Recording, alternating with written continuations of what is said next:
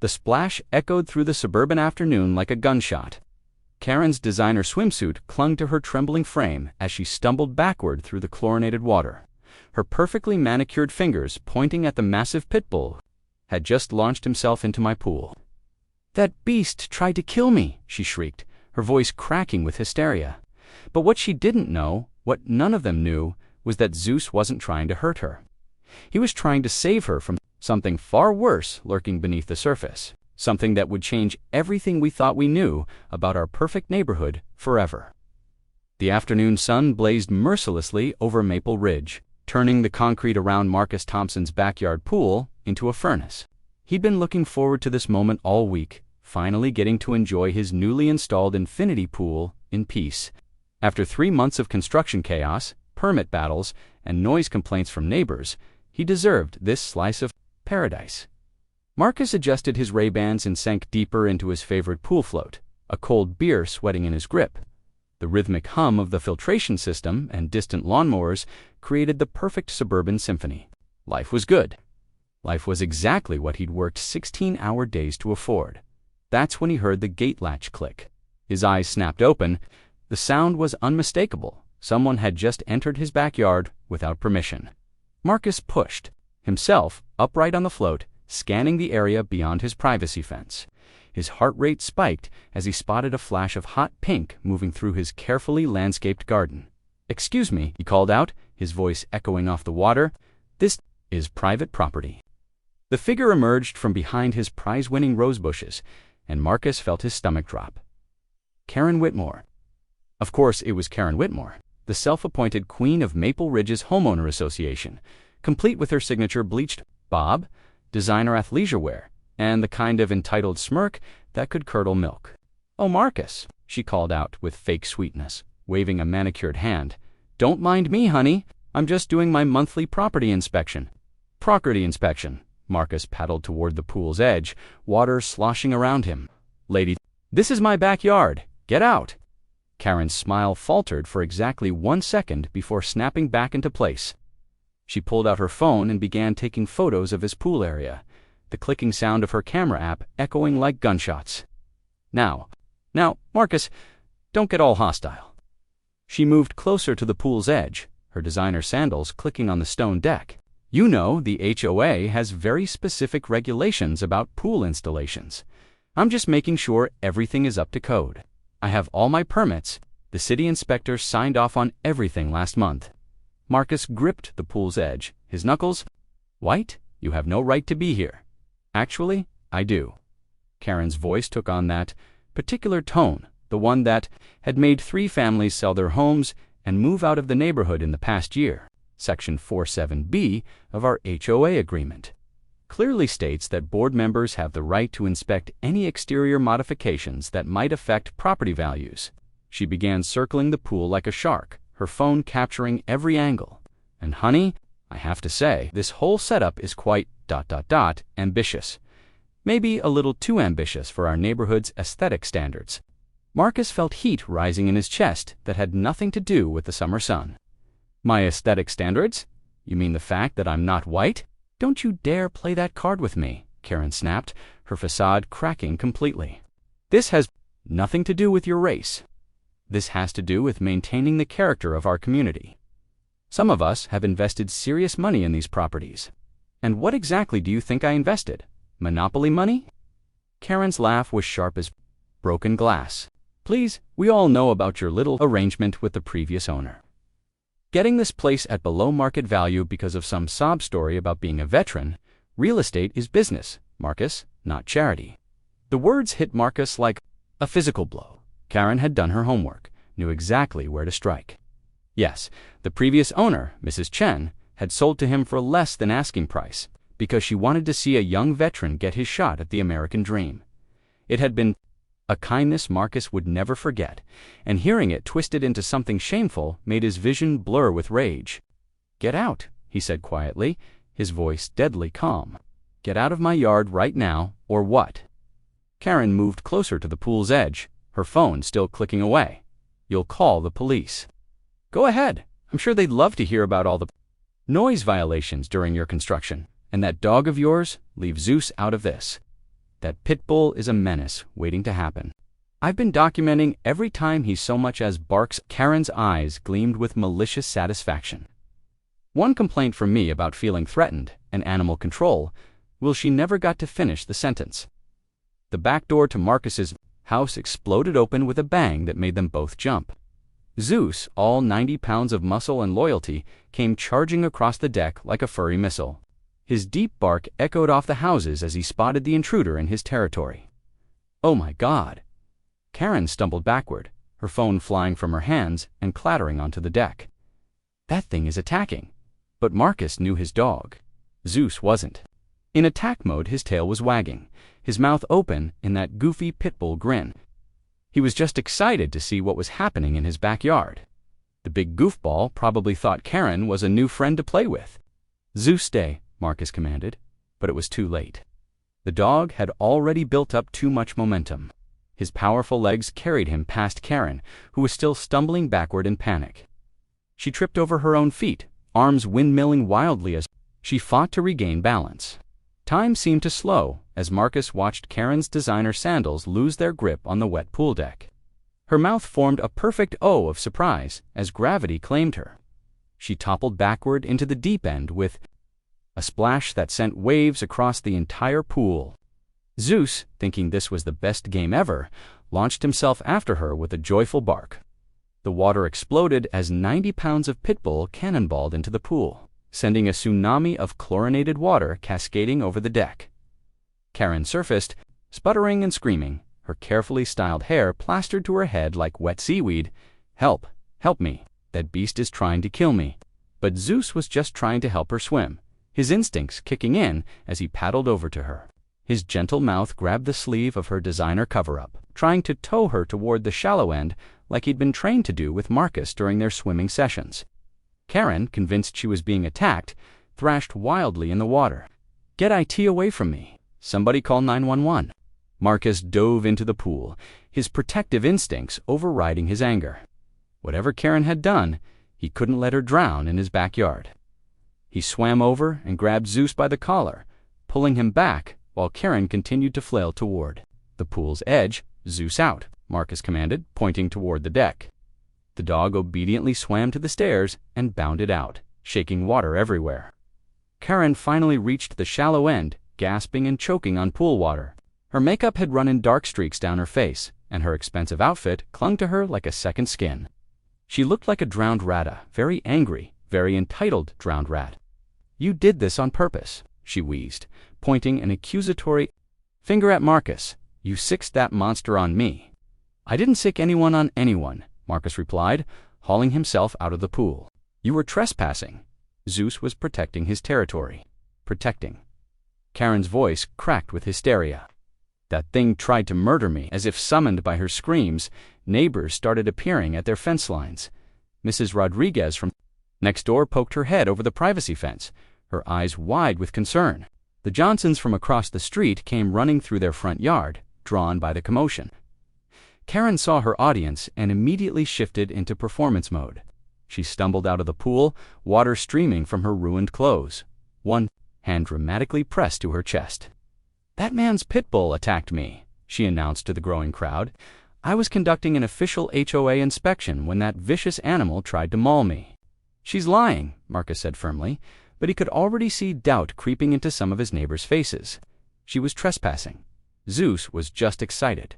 "Excited to kill," Karen shrieked. "Look at me. Look what that beast did," she gestured to her soaked, disheveled appearance, as if it were evidence of a mauling rather than an accidental dunking.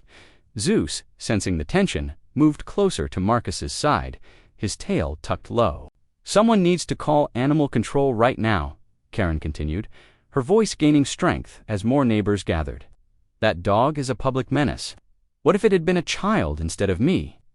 Marcus felt the familiar sick feeling in his stomach, same one he'd gotten every time he'd faced discrimination.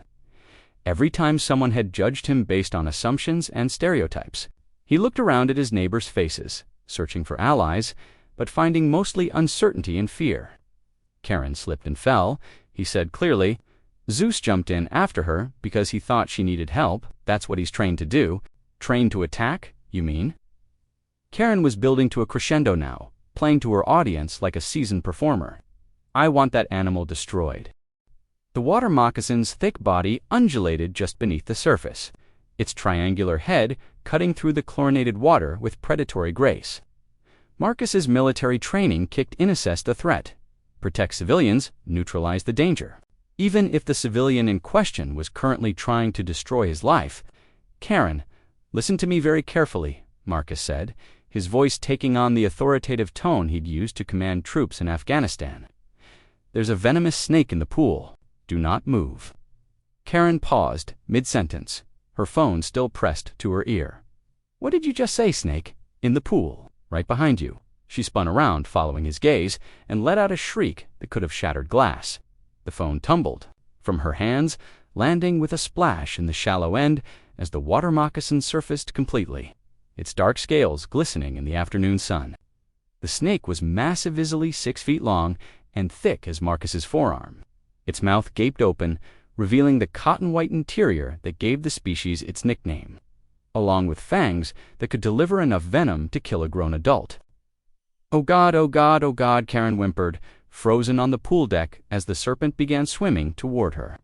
Every survival instinct screamed at her to run, but her legs wouldn't obey. The gathered neighbors gasped and stepped back from their fence lines.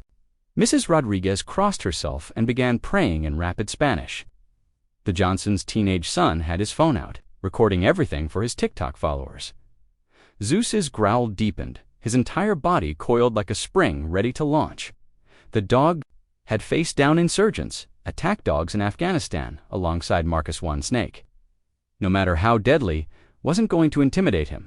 "Stay, boy," Marcus commanded softly, then louder, "Everyone back away from the pool. Now." But Karen was rooted in place by terror, watching the snake glide through the water with hypnotic horror. The moccasin's head swayed back and forth as it tasted the air with its forked tongue, homing in on her scent. "I can't move," she whispered. "I can't." The snake struck without warning. Its body exploded from the water like a missile, fangs aimed directly at Karen's calf. She screamed and stumbled backward, but her waterlogged designer sandals betrayed her again. She was going down, and the snake was going to land right on top of her. Zeus didn't hesitate. The Pitbull launched himself through the air, intercepting the snake's trajectory with perfect timing. His powerful jaws clamped down on the moccasin's body just behind its head, his bite pressure crushing vertebrae with an audible crack. They hit the deck together, 90 pounds of loyal dog and 6 feet of writhing serpent. The snake's tail whipped around Zeus's body, trying to constrict, but the dog's grip was unbreakable. He shook his head once, violently, and the water moccasin went limp. The entire backyard fell silent, except for the sound of Karen's ragged breathing and the gentle splash of pool water against the filtration. Zeus dropped the dead snake at Marcus's feet and sat back on his haunches, tongue lolling out in a doggy grin. His tail wagged once, as if to say, "Did I do good, Dad?" "Holy shit," breathed the Johnson kid, still recording. "Did that dog just save that lady's life?" Karen stared at Zeus with an expression Marcus had never seen on her face before, pure, unfiltered gratitude mixed with dawning realization. The same dog she'd been demanding be destroyed had just risked his own life to save hers. She started, then stopped, her gaze moving from Zeus to Marcus to the dead snake and back again. "I don't understand. How did it get in your pool?" Marcus knelt beside Zeus, running his hands over the dog's body to check for injuries. "Probably came up through the storm drain. They follow water sources during dry spells like this." He looked up at Karen, his expression unreadable. "Zeus smelled it the moment you fell in. That's why he jumped in after you. But I thought he was." Karen's voice trailed off as the full implications hit her. "Oh my God, he was trying to save me." "That's what he does," Marcus said simply. "That's what he's trained for." The silence stretched uncomfortably until Mrs. Rodriguez spoke up from her side of the fence. "Karen, you need to call off that complaint. That dog is a hero." Other neighbors began nodding and murmuring agreement. The Johnson kid was already uploading his video with hashtags like #HeroDog and #PITBULL saves life. Karen looked around at the faces watching her, realizing that public opinion had shifted completely. She started again, then seemed to find her voice. I need to call animal control back. She picked up her waterlogged phone, trying to wipe pool water from the screen. The device flickered to life, just long enough for her to redial before dying completely. Use mine, offered Mr. Johnson, holding out his phone. Kieran took it with shaking hands and dialed. Marcus held his breath as she spoke to the dispatcher. Yes, this is Karen Whitmore. I called earlier about a dog attack, but I need to cancel that report. She paused, listening. No, there was no attack. I was mistaken. The dog saved my life. She handed the phone back and looked at Marcus with something that might have been shame. I also need to call the police and cancel that report. And your lawyer? Marcus asked quietly. The crowd of neighbors began to disperse, but not before several stopped to pet Zeus and praise his heroism. The Johnson kid promised to tag Marcus in the video so it would get maximum exposure. Mrs. Rodriguez invited them both over for dinner, insisting that heroes needed proper feeding when they were finally alone. Karen and Marcus stood on opposite sides of the pool, the dead snake between them like a metaphor for everything that had just changed. I owe you an apology, Karen said finally. Both of you. Yes, you do. She flinched at his directness, but didn't argue. I was wrong about Zeus, and I was wrong about other things too, such as Karen wrung water from her ruined cover-up, avoiding his eyes. The things I said about how you got this house, that was cruel and completely inappropriate. It was racist, Marcus corrected. Call it what it was. It was racist, she repeated, the word seeming to stick in her throat. I'm sorry, Marcus. Studied her face, looking for signs of manipulation or performance. But Karen Whitmore, stripped of her makeup and designer armor, looked smaller than he'd ever seen her, vulnerable, almost human. Why? He asked. Why did you hate me so much that you'd make up lies to get me kicked out of the neighborhood? Karen was quiet for so long he thought she wouldn't answer. When she finally spoke, her voice was barely above a whisper. Because you have everything I want. What? Look at this place. She gestured around his backyard with its perfect landscaping and infinity pool. Look at how happy you are. You work. Your construction job. Come home. Swim in your pool. Play with your dog. You're content. Marcus frowned, and that's a problem because I've been miserable for 20 years. The words came out in a rush, as if a dam had broken inside her. My husband works 80 hours a week and barely speaks to me. My kids are in college and only call when they need money.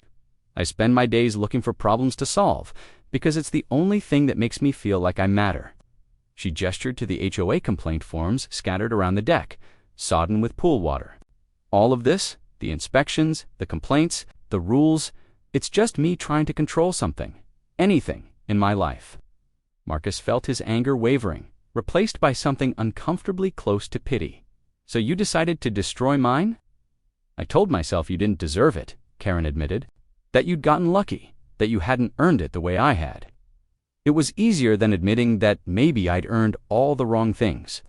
Zeus padded over to Karen and sat down beside her, his tail wagging gently. She looked down at him with wonder, as if seeing him clearly for the first time. He really is beautiful, she said softly, reaching out to pet his head. Zeus leaned into her touch, already forgiving in the way only dogs could be. He's a good judge of character, Marcus said. Usually, Karen laughed, a sound without any of her usual sharp edges. Well, he's certainly a better judge than I am. They stood in comfortable silence for a moment, watching Zeus roll onto his back for belly rubs.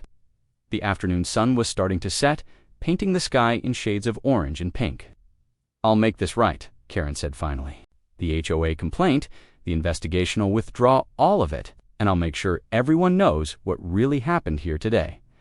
I'd appreciate that. There's something else. Karen's voice took on a different quality, almost businesslike. The Henderson house next door to you is going up for sale next week. The owners haven't listed it yet because they wanted to give neighbors first chance to buy. Marcus raised an eyebrow. Okay, they're asking for $50, but the foundation has some settling issues they're hoping buyers won't notice. You could probably get it for $380 if you know what to look for. Why are you telling me this? Karen shrugged, suddenly looking embarrassed. Because you deserve to know, and because she paused, seeming to struggle with the words. Because maybe if I start doing the right thing, I'll remember what it feels like to be a decent person. As if summoned by their conversation about real estate, a black sedan pulled up to the curb. A man in an expensive suit climbed out, followed by a woman with a camera and official-looking paperwork. "Oh no," Karen muttered. "I forgot I called the city inspector to come investigate your pool permits." The officials approached the back. 3 days after the snake incident, Marcus was installing a new security camera system around his pool when the Henderson Houses for Sale sign went up. He'd taken Karen's advice and contacted the owners directly, discovering she'd been right about both the asking price and the foundation issues. The negotiation was still ongoing, but things looked promising. Zeus was sprawled in the shade, wearing a brand new collar with hero embroidered in gold letters, a gift from Mrs. Rodriguez, who'd been telling the snake story to anyone who'd listen. The video from the Johnson kid had gone viral on TikTok, already racking up 2 million views and counting. Marcus was just tightening the final camera mount when his doorbell rang. Through the front window, he could see a small crowd gathered on his porch, 5 people in business attire, all looking stern and official. "Can I help you?" Marcus asked, opening the door with Zeus at his side. A thin man with wire-rimmed glasses stepped forward, consulting a tablet. "Mr. Thompson? I'm Richard Carlisle, president of the Maple Ridge Homeowners Association Board. We need to have a conversation." Marcus recognized some of the faces behind Carlisle, the Weatherbys from Elm Street, Janet Morrison, who lived in the big Colonial on the corner, and 2 others he'd seen at community meetings but never spoken to. The HOA power structure assembled in full force. "About what? May we come in?" Carlisle asked, though it sounded more like a demand than a request. Marcus stepped aside, leading them to his living room. Zeus followed, his presence creating visible tension among the visitors. Janet Morrison actually flinched when the dog walked past her chair. "We understand there was an incident involving Mrs. Whitmore and your Hummel," Carlisle began, his tone making it clear he considered Zeus somewhere between a wild beast and a loaded weapon. "There was an incident involving a venomous snake," Marcus corrected. "My dog saved her life." "Yes, we saw the video." Carlisle's expression suggested he'd tasted something unpleasant. Very dramatic, very public. "Is there a problem with my dog being a hero?" "The problem," said Mrs. Weatherby, "is that Karen Whitmore has completely changed her position on several important community issues that affect all of us." Marcus felt a familiar knot forming in his stomach, such as, Carlisle consulted his tablet again, "She's withdrawn her objections to the Morrison family's fence expansion project. She's reversed her position on the community garden proposal. She's even suggested we allow residents to install solar panels without board approval. Those all sound like reasonable positions." "They're not Karen's positions," Janet Morrison interjected. "Karen Whitmore has been the backbone of this community's standards for 8 years. She's prevented dozens of inappropriate modifications that would have destroyed our property values. And now," added Mr. Weatherby, "she's acting like some kind of reformed character, talking about community spirit and giving people the benefit of the doubt. It's completely out of character." Marcus looked around at their faces, reading the subtext clearly. "You want the old Karen back? The one who terrorized people into compliance?" "We want consistency," Carlisle said coldly. "We want someone who understands that rules exist for a reason, not someone who's been influenced by recent events." "You mean influenced by basic human decency?" The temperature in the room seemed to drop 10 degrees. Zeus shifted beside Marcus's chair, sensing the hostility. "Mr. Thompson," Carlisle said slowly, "perhaps you don't understand how things work in this neighborhood. The HOA board maintains certain standards because property values depend on uniformity. When residents make unauthorized modifications or keep inappropriate animals, Marcus's voice was dangerously quiet. "Pitbulls are banned in many communities for good reason," Janet Morrison said. "One heroic act doesn't change the breed's inherent nature." Zeus wagged his tail at the sound of his breed name, completely oblivious to the fact that he was being maligned. Marcus felt his military training kick in: assess the threat, identify the real enemy, plan the response. "Let me make sure I understand," he said. "You're upset because Karen Whitmore stopped being a bully, and you want me to, ... what? Make her go back to her old ways." "We want you to understand that your presence in this community comes with certain responsibilities," Carlisle replied. Mrs. Whitmore's recent change of heart appears to be directly related to her interaction with you and your dog. If that influence were to be ... removed, perhaps she'd regain her perspective. The threat was subtle but unmistakable. Marcus felt his jaw clench. Are you trying to get me to move? We're trying to help you understand the situation, Mrs. Weatherby said. The Henderson house sale, for instance. It would be unfortunate if certain information about foundation issues were to become public knowledge before you finalize your offer. So they knew about that too. Marcus realized Karen had been right about more than just the house's problems she'd also been right about who the real power players were in this neighborhood, and if I don't cooperate, Carlyle smiled, but it didn't reach his eyes. Well, there are always other options. Property tax assessments can be challenged. Building permits can be re-examined. Sometimes inspectors find violations that were overlooked initially. And dog licenses, added Mr. Weatherby. Dangerous animal classifications can be reviewed. If new information comes to light, the room fell silent, except for the sound of Zeus's tail thumping against the floor. Marcus looked down at his dog, who was gazing up at him with complete trust and devotion. The same dog who'd jumped into a pool to save a woman who'd been trying to destroy them both. Get out, Marcus said quietly. Excuse me, Carlyle blinked. Get out of my house now, Mr. Thompson. I don't think you understand the gravity. I understand perfectly. Marcus stood, and Zeus immediately came to attention beside him. You're a group of petty dictators who've been using Karen Whitmore as your enforcer for years. Now that she's developed a conscience, you want to intimidate me into making her your attack dog again. That's not get out, the HOA board. Members practically scrambled over each other, heading for the door. Carlyle paused in the doorway, his face flushed with anger and embarrassment. You're making a mistake, Thompson. This community has ways of dealing with people who don't fit. Is that a threat? It's a fact. After they left, Marcus deadbolted the door and leaned against it, his heart pounding. Zeus pressed against his legs, offering silent support. What do you think, boy? Did we just make some dangerous enemies? Zeus's answer came in the form of aggressive barking from the backyard. Marcus rushed to the sliding door and looked out to see two men in city uniforms examining his pool area. One was taking photographs while the other filled out paperwork. Marcus stepped outside. Can I help you, gentlemen? The older of the two men looked up. Building inspection. We received a complaint about unpermitted electrical work related to your pool installation. I have all my permits. I showed them to your colleagues 3 days ago.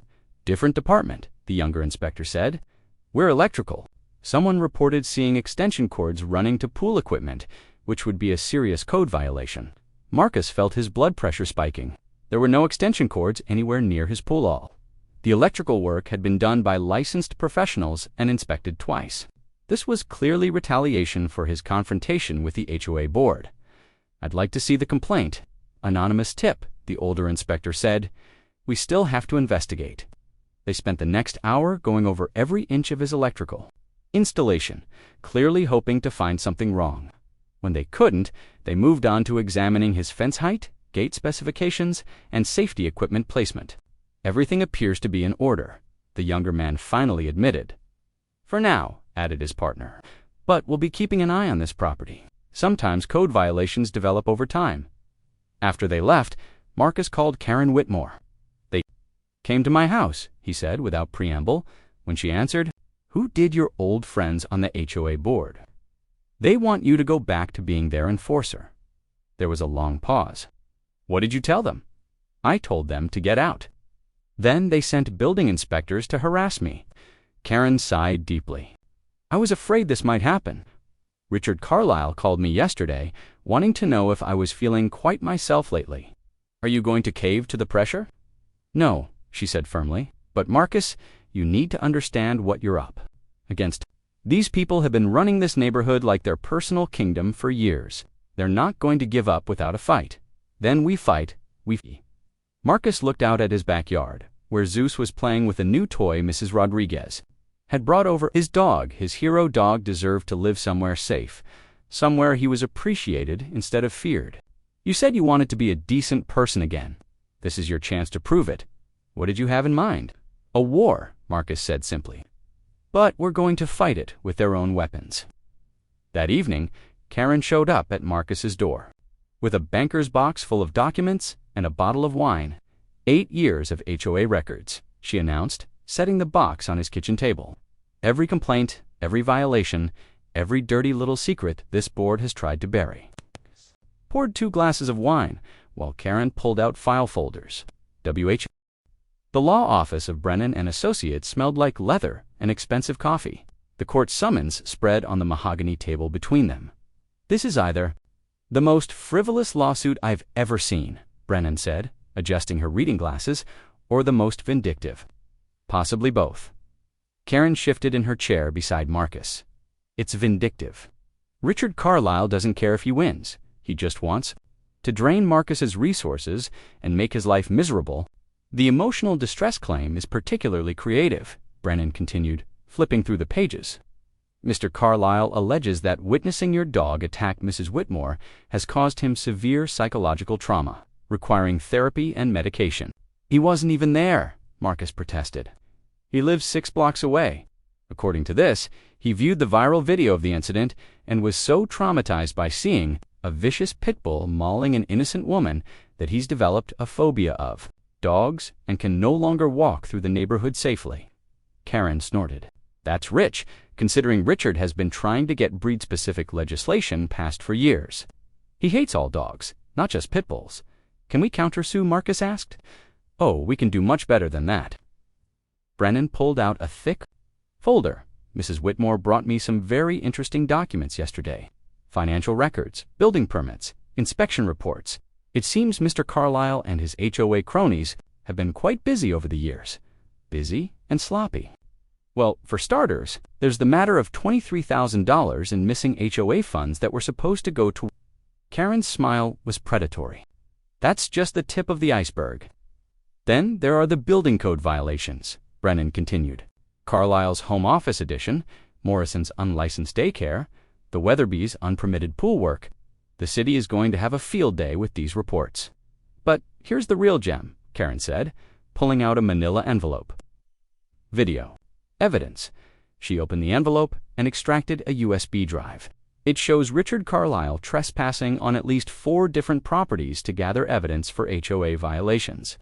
Marcus raised an eyebrow. You've been recording him. But I never thought I'd be using the footage to protect people instead of persecute them. Brennan plugged the USB drive into her laptop. This is excellent. We can file criminal charges for trespassing, civil suits for harassment, and request restraining orders. There's more, Karen said. I also have recordings. Recordings of what? HOA board meetings, private conversations, strategy sessions where they discuss how to encourage certain residents to move. Karen's expression hardened, including very specific discussions about targeting Marcus because of his race. The room fell silent. Marcus felt a familiar cold, anger settling in his chest, the same feeling he'd had when facing down insurgents who thought they could intimidate him. Are you sure you want to do this? He asked Karen. Once we open this can of worms, there's no going back. Yesterday, I got a letter from the HOA board demanding my resignation from all committees. This morning, I found my trash cans scattered across my lawn and dog waste smeared on my car windshield. They hit you too. Oh, it gets better. Someone called the IRS, claiming I've been hiding income from my real estate commissions. Anonymous tip, of course. Karen's laugh was bitter.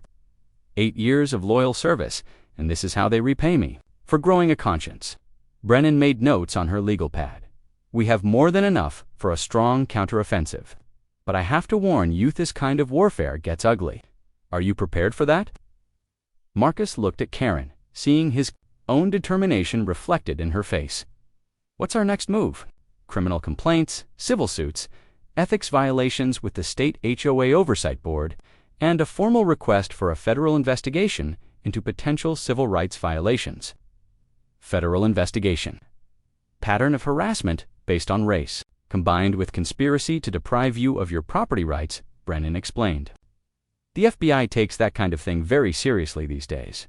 Marcus and Karen raced back to Maple Ridge to find his street blocked by news vans and a crowd of neighbors. Mrs. Rodriguez met them at the police tape that had been stretched across his front yard. What happened? Marcus demanded. Someone broke into your house, Mrs. Rodriguez said, her face grim. But Zeus, ... Marcus's heart stopped. Is he okay? He's fine.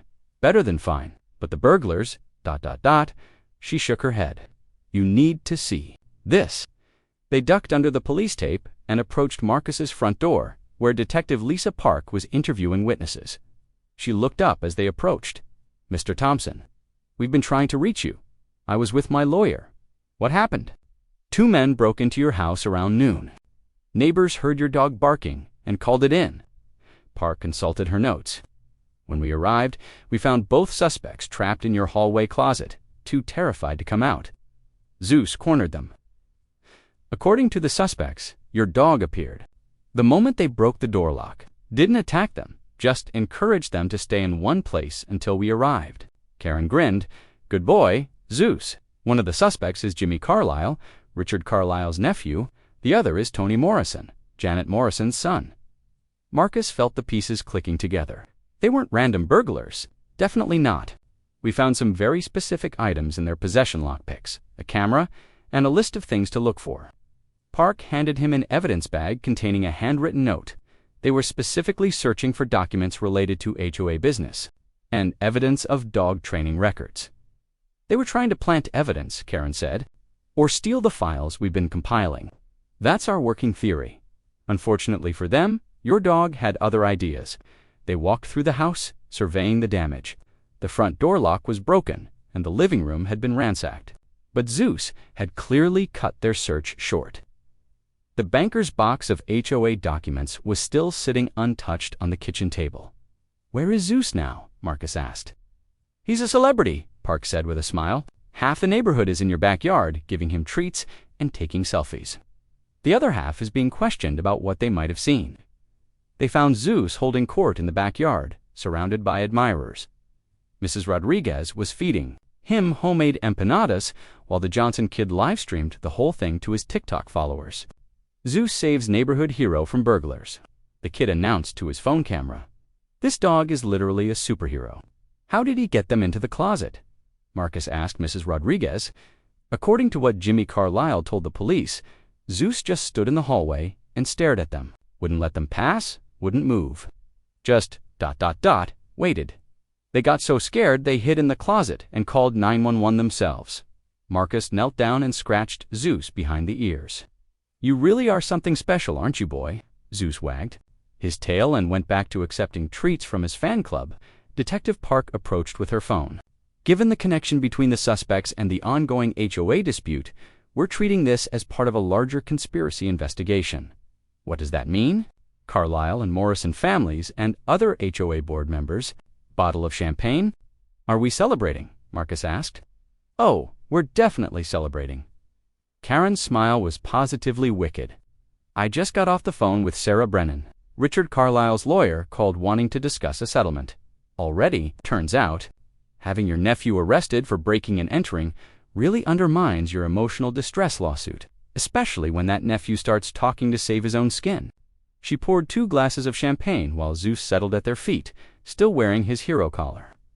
Jimmy Carlisle confessed everything, Karen continued.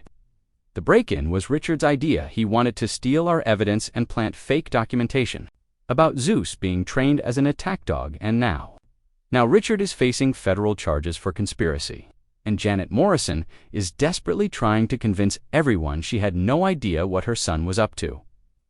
Marcus raised his glass. To Zeus, the best judge of character I know. To Zeus, Karen agreed, and to the fact that sometimes the good guys actually win. But even as they celebrated, Marcus couldn't shake the feeling that this victory was just the beginning. The HOA board was desperate now, and desperate people did desperate things. His suspicion